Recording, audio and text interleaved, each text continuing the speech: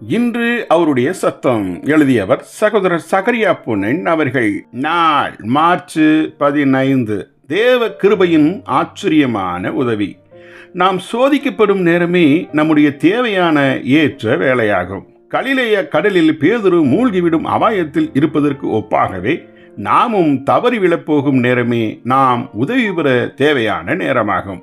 மத்தேயு 14வது அதிகாரம் 30வது வசனம்.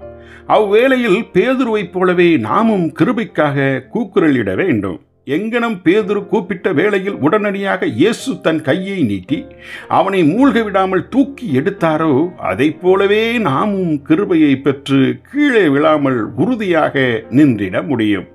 நாம் வழுகி கீழே விழுவதிலிருந்து தேவன் நம்மை காப்பார் என்ற நிச்சயத்தை அளிக்கும் அற்புதமான வாக்குத்தத்தங்கள் தேவனுடைய வார்த்தையில் உள்ளன. அவைகளில் சில வசனங்களை இங்கே பாருங்கள்.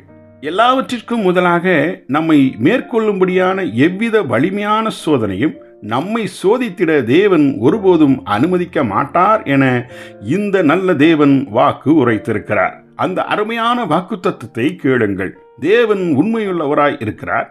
உங்கள் திராணிக்கு மேலாக நீங்கள் சோதிக்கப்படுகிறதற்கு அவர் இடம் கொடாமல் சோதனையை தாங்கத்தக்கதாக சோதனையோடு கூட அதற்கு தப்பிக்கொள்ளும்படியான போக்கையும் உண்டாக்குவார். 1 கொரிந்தியர் 10ஆம் அதிகாரம் 13வது வசனம்.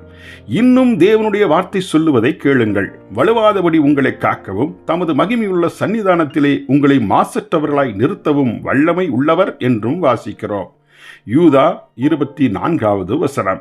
இதுபோன்ற அருமையான வாக்குத்தத்தங்களும் இன்னும் அதிகமான வாக்குத்தத்தங்களும் தேவனுடைய வார்த்தையில் அடங்கியிருக்கும் போது இனியும் நாம் பாவம் செய்ய வேண்டியது ஒருபோதும் அவசியமே கிடையாது.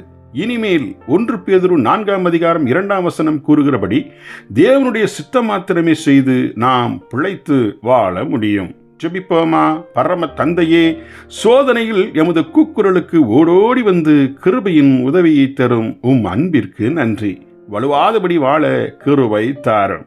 இயேசுவின் நாமத்தில் ஆமேன்.